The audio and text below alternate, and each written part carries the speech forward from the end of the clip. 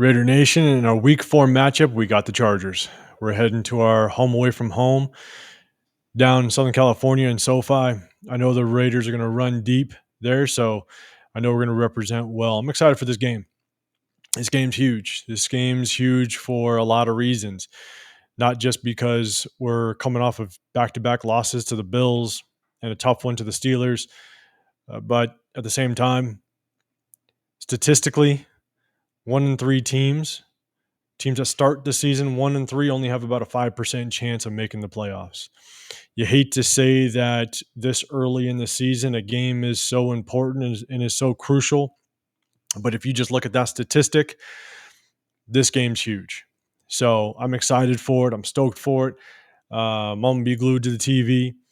So I hope everybody else enjoys this game. And I hope at the end of the day, we're all celebrating together. So during this video, I'm just going to give you kind of my opinion on it, my keys to victory, as well as a little bit of the injury reports that just came out today, which is Saturday, the day before the game.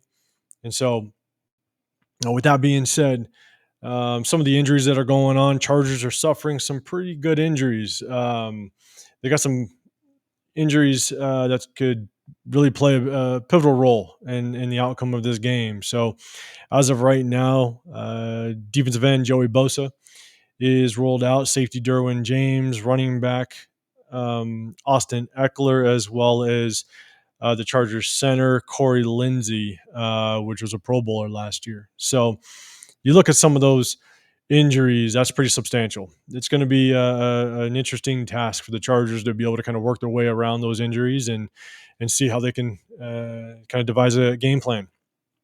When it comes to the Raiders, when it comes to us, we'll be without Jimmy G. We'll get into that about his replacement, but we'll also be missing one of the key players on defense, which is Nate Hobbs. Nate Hobbs is hands down our best defensive back, and between him and Max Crosby are our most key defensive players going into this season as well as this game. So missing Nate Hobbs, I was excited to see Nate Hobbs possibly match up on Keenan Allen the majority of the game, do what he can to kind of shut Keenan Allen down. But unfortunately, he's going to be missing the game, which means we'll probably see more of a Meek Robertson. And so that's going to be tough for Patrick Graham to kind of work around that. So, but back to Jimmy G. A lot of people are hoping to see Aiden O'Connell, or 4th-round draft pick out of Purdue. There's a chance we might see Brian Hoyer. We just don't know. Brian Hoyer, he hasn't won a game since 2016, I believe. I believe he's had 12 starts since 2016 and is 0-12 since then. So if Brian Hoyer does start, I fear that that's McDaniels saying that he doesn't have much confidence in this game. You can't put in a quarterback that hasn't won a game since 2012 and say to your locker room, we're going to go and win this game. I just don't see it. On the flip side, he could put in Aiden O'Connell, which, in my opinion, I'm not a big fan of throwing in rookies prior to, I'd say, week 6, week 7, maybe halfway through the season. I'd love to see a rookie quarterback that has potential, that you have faith in to potentially be that franchise quarterback or someone to kind of lead you into the future years. I'd love to see him to be able to sit in that quarterback room, kind of do as much learning and soaking up as possible. Throwing quarterbacks into the fire has proved to not work out for the majority. So I'd love to be able to have your rookie quarterback kind of sit and absorb as much as possible before throwing him in. But in this situation, I think it's a little bit of a unique situation where I think McDaniels just really doesn't have much of a choice. McDaniels has a lot to prove.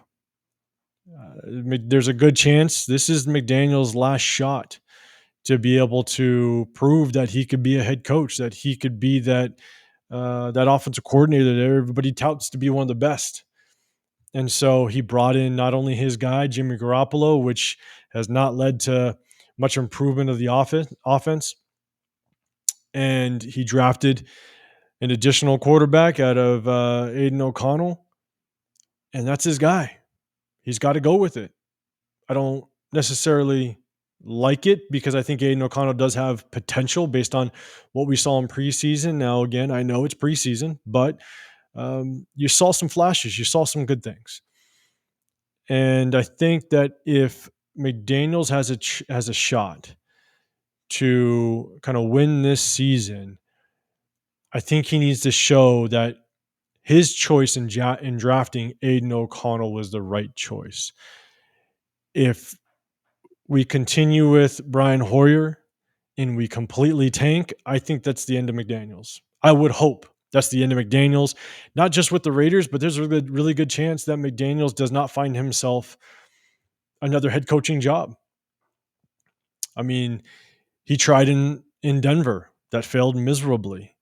He bailed on Indianapolis prior to even being announced. I did hear, or I've heard and read a little bit that a lot of people understood why he.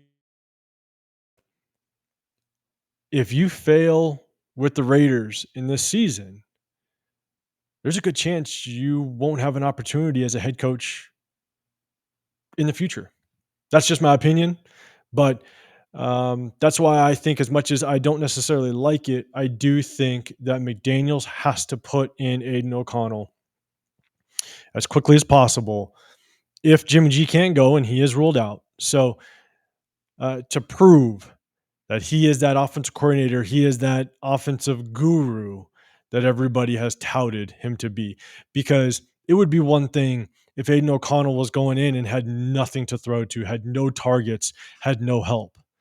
No, he's got all the help he needs. He's got a reigning rushing champion out of Josh Jacobs. He's got Devontae Adams. He's got Jacoby Myers. He's got Hunter Renfro, even though Hunter Renfro's been um, not so visible this season, but he's still there. You know, you got a second round draft pick out of Michael Mayer. You know, he has targets. He's got guys to throw to. I think it's time to see him. And I think it's up to Josh McDaniels to prove that the choices that he's been making are the right ones to move us to that winning path as a nation. So that's my opinion. I hope to see Aiden O'Connell tomorrow, but we'll see what happens. Some of my keys to the game.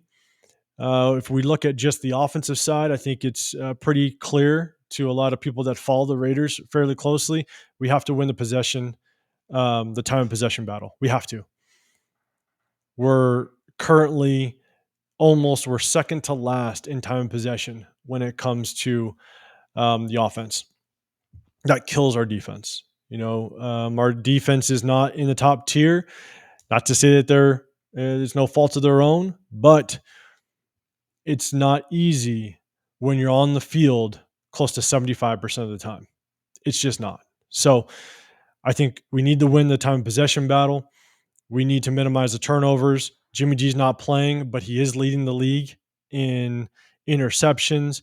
We got to minimize the turnovers. And we got to throw the ball deep.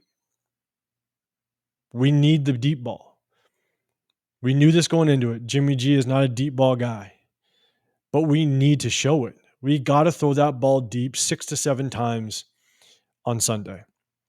We got to at least threaten it. We got to get some of these other guys involved. For example, a Trey Tucker, right? It's been outside of the game that Jacoby Myers missed. It's been the Devontae Adams, Jacoby Myers show. We got to get these other guys involved. We got to keep the defense guessing. Right now, they stack the box and they cover Devontae Adams. That's basically all they have to do. And we knew this going into the season. We knew that Jimmy G doesn't throw the ball deep. So that's just that's allowing the defense to stack the box, and this is why Josh Jacobs is struggling. He's struggling because he cannot get going. The offensive line is having a hard time blocking up against these stacked boxes. The defenses are just bringing it every single play, and it's difficult. And we knew this. I mean, I knew this going into the season, and I would have hoped Josh McDaniels knew it going into the season, and he devised a game plan to help counteract that. Right now, we don't see it. So, but I hope it improves. Um, so that's kind of my keys to the game this Sunday when it comes to the offense. Win the time of possession battle, win the turnover battle, and throw the ball deep and get others involved. If we do that, I think we have a pretty good shot at moving the ball and potentially finishing off some scores with or some drives with some scores.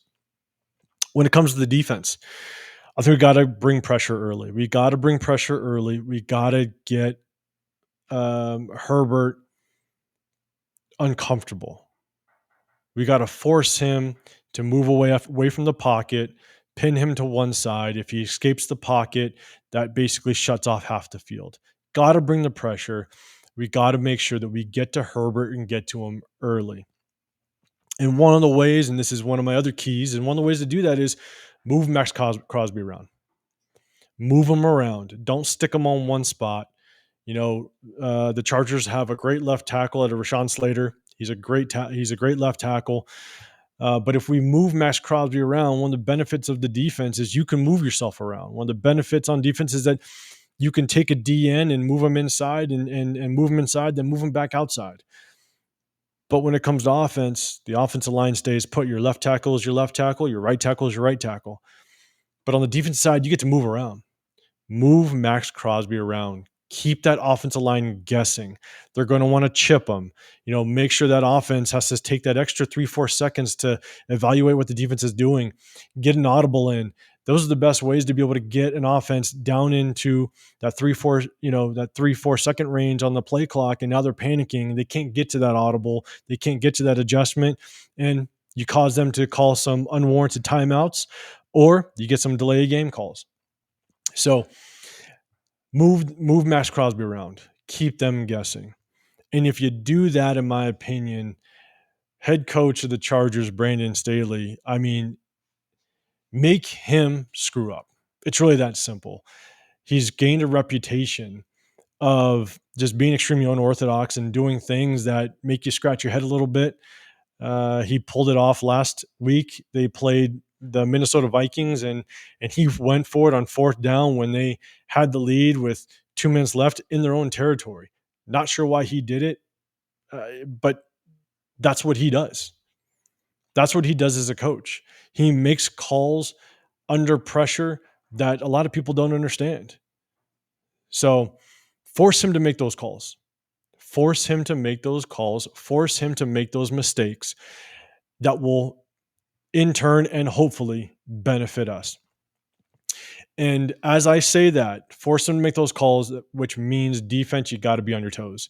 You got to be on your toes for the strange call, the strange play, whether it be a fake field goal, a fake punt, whether it be, going forward on fourth down when you think they're just trying to make you, jump off sides.